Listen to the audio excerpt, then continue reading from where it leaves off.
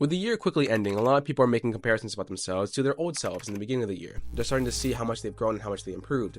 And with me running a progression and improvement channel with my art skills, it makes sense that I start documenting a lot of things. And one of the documentations I want to make for my progress is how I progress in the first place. It's how I do corrections.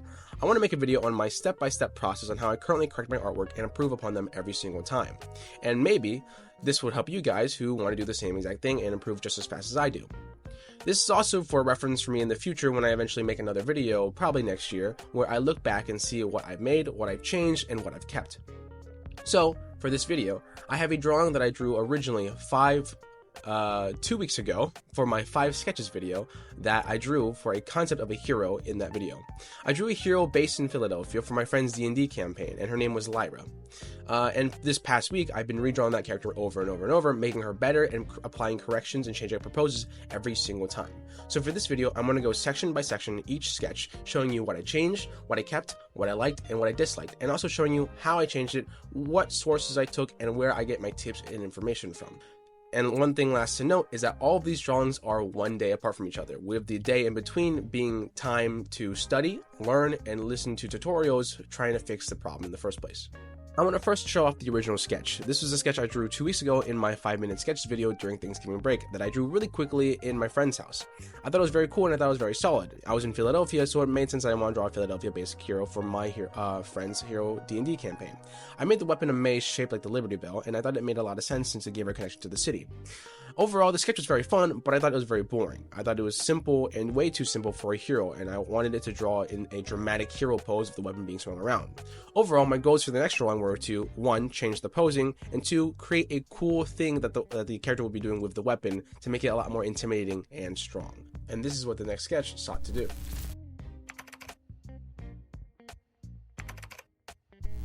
Now, since this was the first sketch, I didn't really have any tips or tricks to go along with. Typically, I draw my first sketch very freely. I let myself do whatever I want and come up with ideas along the way.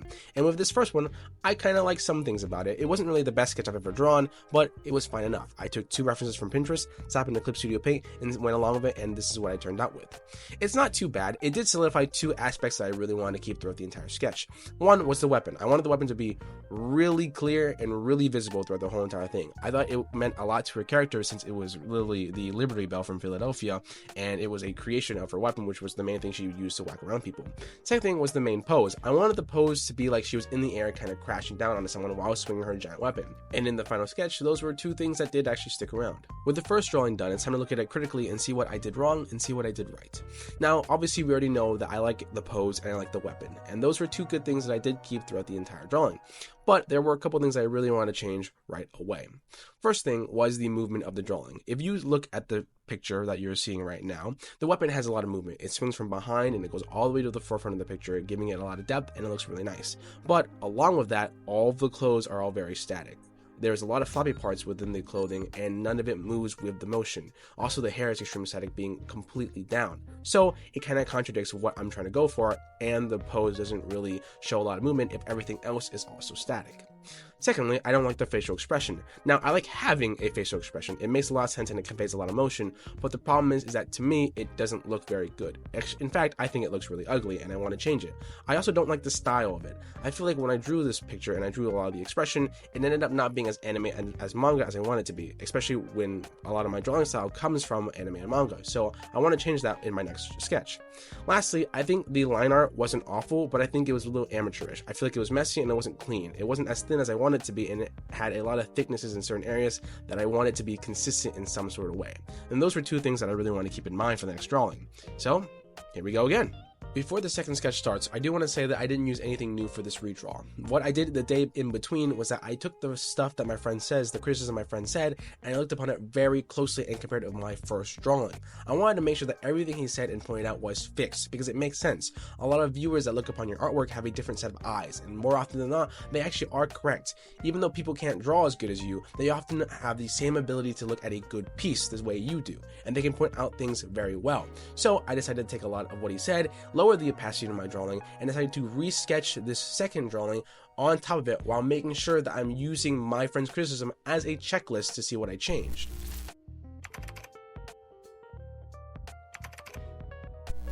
Now, regarding the second picture, this was actually a really important step because this is the moment where I got a lot of good advice from everyone. I got it from my Discord servers, from my friends, from YouTube comments, and also some art friends that I actually made along the way, which is really cool. But it was really important because I had two drawings to finally compare to each other. The first sketch and the second sketch, them both being drastically different from each other and being drawn very short apart. So I could give them to other people and they were allowed to compare and contrast and see what they liked, what they didn't like, if they liked the changes, and what they want to go back to. So this offered me a brand new set of eyes and a brand new set of criteria that a lot of people could make lists on, and I could make more corrections. Now, there are two main things that I really did enjoy because of this piece. There were two main things that were completely permanent and were fully sealed for the rest of the entire video. And it is the line art and the style of the drawing, which looks very good. I think it fully conveyed the anime and manga style that I was 100% trying to go for, and it was 100% better than my last drawing. And I don't really know what happened with the style there, but at least we corrected it on this moment. The second thing that was fixed was the movement of the piece. As you can see, the hair, I'm starting to get the idea of the hair being up. It is now moving up and it's very spiky, and it seems like it's in some sort of motion, maybe not perfectly into that motion of swift and crashing into it, but it at least conveys some motion rather than being like sticky and really stiff, weird hair that's always down no matter what motion you're doing. Secondly is the clothing. Have you noticed that the clothing and a lot of the flailing pieces of the clothing are now moving up, like it's being dragged by air, and that conveys that emotion, that conveys that movement a lot better than just having really thick pieces of clothing staying completely static while everything else is in motion. So those were the two things that were mainly fixed. But of course, it isn't perfect, and this is the moment where you guys mattered the most in this video, and I cannot thank you guys enough. So throughout the entire segment of this, when I'm speaking, I'll be showing every single comment that was given to me that provided any help, any tips, anything, from all the Discord messages that I got in my Discord servers that helped me, from all the comments on my polls and my community messages, and from my friend that I made that was really cool, and I reached out to, and it was super cool. So a lot of you guys pretty much had the same exact type of theme to what it was, is that yes, the sketch was better. The second sketch that I made, the redo, did look better and did look a lot cleaner. It was in a way a better drawing, but by trying to strive and achieve a cleaner and better look, I ended up sacrificing a lot of what made the first drawing actually good to begin with. Let's compare. I'm going to put two of the pictures side by side and you tell me what's wrong. It's boring. It's really boring. Look at it. Notice how when I was trying to draw and redraw it, I was way too safe. I ended up changing the line of action, making her completely straight this time instead of tilted like she's falling down, getting ready for some giant big move, right? The foot no longer reaches outward, and it isn't as leaning as it does. The line of action isn't as curved and as exaggerated as it could be. The weapon completely disappears from the screen because I thought it cluttered it, but it added depth in the first drawing. The weapon going from her back, going all the way to the front of the picture, provided this dramatic movement that isn't available in the second piece because this time it just flows off screen and it looks completely lazy. It doesn't look like it goes anywhere anymore. And not to mention, the weapon was a very important piece of her character, and now I've completely removed it. And lastly, the emotion. Even though I don't like that the facial expression didn't look good on it, it was refreshing to see a facial expression and was allowed to convey an emotion during the piece. With that removed, she looks a little stale, maybe even bored in the middle of this fight, and that's not something I'm trying to convey. So let's try something else. For the third drawing, there are a couple things that I want to change. Obviously, I want to combine the two aspects that were really good. Every single good aspect in drawing number 1 should be combined with every single good aspect of drawing number 2. So, the goals for drawing number 3 are: keep the style of anime and manga, but keep the action and the dramatic posing of the first drawing while trying to introduce a good-looking but appropriate facial expression and retain the weapon from the original drawing, maybe clean it up a little bit. Those are the main goals of the next drawing, and we'll see how we do. But before we start the next session, I do want to say thank you very much for everyone who commented on those polls, on those community posts, on Discord, whoever is seeing this video. Thank you guys so much. And a special thanks to DavSketches. I'm going to say DavSketches and DavSketches just in case I get it wrong. I'm pretty sure it doesn't have an E though, so I'm just going to say DavSketches. He's a YouTuber that's been commenting in my YouTube channel for quite some time, and he I love his videos. I've been keeping track with his art videos, his painting videos, and his 5-minute sketches of him. He does a lot of like Pokemon map recreations. Right now he's doing Hoenn, so it's really cool and it's really dope. I recommend it. I'll leave his channel below. But I reached out to him on an Instagram post, and he reached back, and we decided to trade Discord stuff. So now I text him some of my critiques, and he helped me with this drawing. So thank you so much. I hope you're watching, and I hope you enjoy the rest of the video. It's super weird because this is the last sketch, but it's the one I have the least amount to say on. It really is the culmination of both my drawings. It's drawing number 1, and we fixed the posing. We made her lean a little bit more. We even extended her torso a little bit to give her more of a dramatic curve. We introduced the weapon back in, and we made it much larger. Instead of, it still does the same thing where it goes from her back and it swings to the forefront of the picture, but now it takes up an entire corner of the screen, and it looks gigantic, and I think it's really nice. I still kept the proportions and the line art from the second drawing because, of course, I really liked it, and I really liked the style of anime that it kind of ended up being. And for number 3, I think it transitioned pretty well. Last thing is that I did extend the foot a little bit more, adding a shoe at the very end to show that she is kind of like drop kicking someone, but I feel like it also like displays the positioning of the foot rather than leaving it up to the imagination, leaving it off screen, and I feel like it makes it a little bit more complete. Lastly, the main change that I really want to talk about is the hair.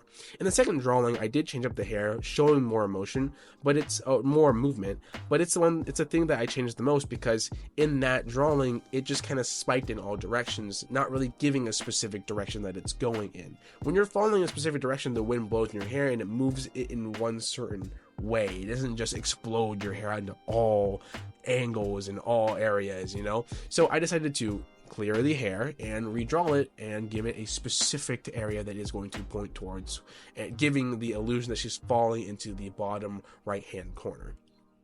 And that's really it. There isn't really much more to say. That's really my step-by-step drawing. I just want to summarize now that that's really it.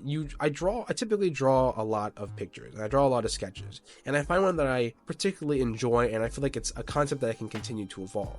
I then draw a second sketch, this time in a completely different way, trying to reestablish a new composition and a new pose, and then I take that drawing, lower it, and find issues within it, and do a little bit of tweaks. I always make sure I save the layer, the original sketch layer, in order to make more changes and more sketches, and then I create a second sketch, get offered a lot of advice and critique about it by other people, or just by videos. Remember, even if you don't have friends or family to talk to or friends to critique it, you can still look at other drawings that are very similar to the same exact pose that you are drawing and find issues by comparing and contrasting little things. And that's what I did. And by getting critiques and then comparing other references, I then made little tweaks to the main frame of the sketch, giving me the second sketch. And then I took that second sketch, broke it up into more pieces, and then extended it, creating the third sketch. So it's kind of like reconstructing Legos, but having the same main instructions and changing things up based on other people's input. That's like the best way I'm going to put it. And it's really nice. But we still have one more step to the process.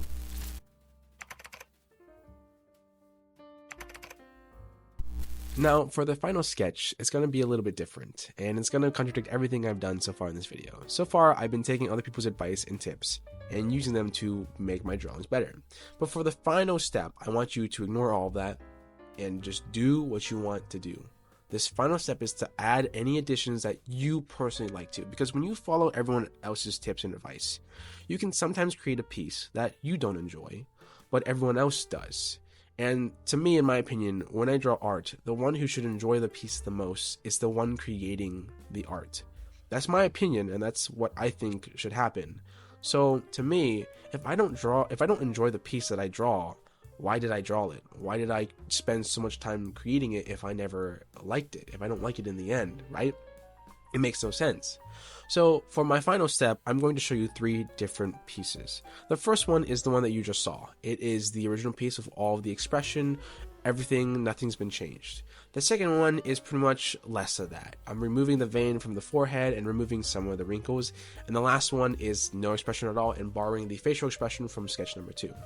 The one that I prefer the most, and the one that I'm going to consider my final sketch, is the one with the second drawing's expression. It is this one.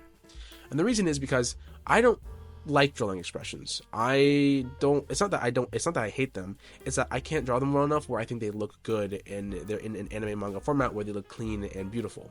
I like drawings that kind of have this nice draw to it, this really beautiful look to it. And to me, when I make a heavy facial expression, I often add wrinkles, and I don't really like looking at it, which is, you know, it's everyone has a different appeal, but that's just my appeal. Anime has a really nice, clean, and soft look to it, and to me, to get that look the most, it's by removing that facial expression. So this is it.